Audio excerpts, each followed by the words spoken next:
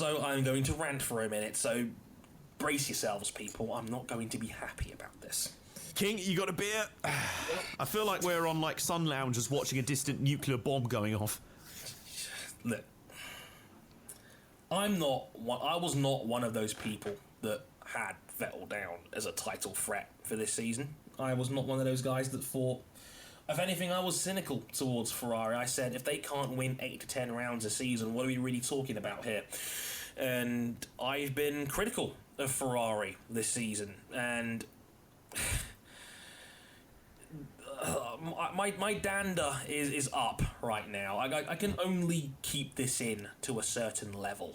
That it's maybe now I'm a little bit more understanding towards Alonso fans, because he had to deal with 5 years of this, and it's that Ferrari are just a perennial fucking letdown. It gets on my nerves that before this Grand Prix, Vettel was 45 points off Nico Rosberg in a season where he had 2 DNFs, both of which were Noy's fault.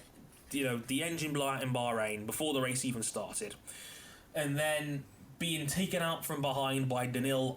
I think I'm better than what I actually am. Kvyat from behind, who by the way is having a wretched season right now, poor guy.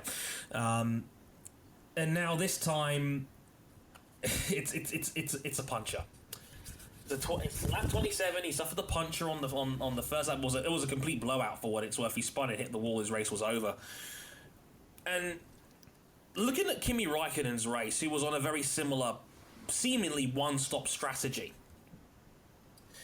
That Raikkonen came out behind Daniel Ricciardo and the 2 Red Bulls.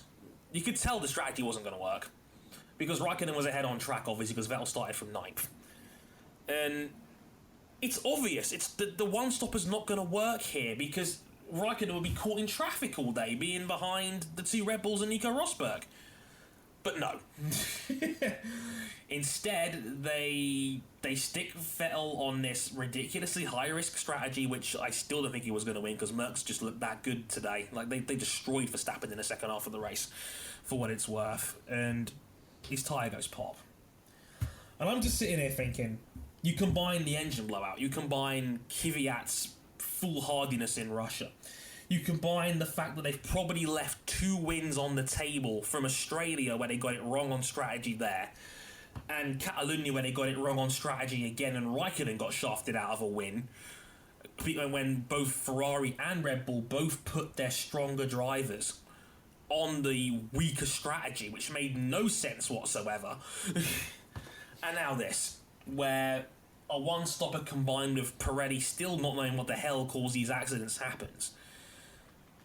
Guys, I've had enough. Like I'm going to lose my mind if this continues. Like, I'm trying really hard to keep this down, because like it's infuriating, because Vettel has punched above his weight again this year. He's having, like, if you look at the results he's actually finished, he's had a very, very good season. A couple of second places, been in contention for wins, has been the guy that has got the thorn in Mercedes' side more than any other, just like last year. But he's now pretty much out of the title running, realistically speaking, going forward. Yeah. Ferrari may have been able to win 2, maybe 3 Grand Prix out of the first 8 this season. And despite all of that, now Vettel's out of title contention. The guy that you've put so much assets into, the guy you desperately wanted to spearhead your team for 5 years now. Like, because apparently they were scouting him from 2011. They wanted Ferrari. They wanted Vettel in Ferrari red. And this is the end product, and you still can't give him a car that can A, win a race, or B, even make the finish, or C, even put him on an optimal strategy. King, hold me! I've had enough of this! It's the fucking worst! Ferrari's, oh god, incompetence at Ferrari. It's just, you don't want it to be a thing, but it's a thing right now, and you don't know why, because it seems like every time there's a problem, they, fire leadership, hire new leadership, and it's still the same thing. This So like the England football team then? Yeah, exactly. Like, don't even... Can I also say 2 things? Number 1, we've just spent most of the first half hour of the podcast discussing passionate fandom in motorsport. Ah! Exhibit A. And B, I think the frustration is shared to a wider extent amongst neutrals because people want there to be competition for Mercedes. Of course, and as you talked about earlier, Mercedes have looked the most vulnerable they've been since they ascended to this dominant position at top of Mount Olympus at the start of the hybrid era. And everyone was like, oh, if Mercedes slip up, Ferrari will be there to capitalise. And they just have not. Which is kind of frustrating if you're a neutral and you want closer battles at the front. I don't even know how you're feeling right now. I don't think I want to. Dude, I'm just going to sit here. You can lay on the bed on the side. Just talk to me, man. How are you feeling? You're not feeling good, are you? I'm gutted. I'm gutted because if you put these... I'm going to be even... I'm going to be conservative. It's bad enough you're also having to support Man United. Shut up. Man United's cheered me up the last week, given what they've been up to recently, but it's... I'm going to be conservative. 2 top 5 finishes and Vettel's within a race of Nico Rosberg.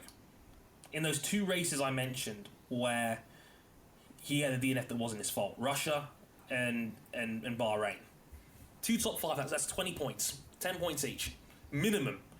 He's in contention, and we're talking about Vettel still being a realistic title threat within a race of the top guys, despite the fact we've often criticised Ferrari for giving away easy opportunities. That would be a testament to just how frigging good Vettel has been the last year and a half. Justifying his place as arguably the best driver in the world, pound for pound. And this is a situation where Ferrari have just thrown so much away. And King, it was obvious. The papers, the numbers said it. Pirelli had thrown out cautions regarding tyre lengths. The 2-stopper was the way to go. We saw it. Yeah, the 1-stopper wasn't feasible. Especially even though, strangely enough, I assume it's the Mercedes being the Mercedes. Lewis Hamilton was able to go, 22 laps on the ultra softs? And not comfortably, to say the least. I mean, maybe, just maybe. When you're Mercedes and when you're that quick, it gives you a certain amount of strategical freedom because, heck, Merckx broke their own policy for the first time in a long time in this round by allowing Nico to try the 2-stopper given he was further back.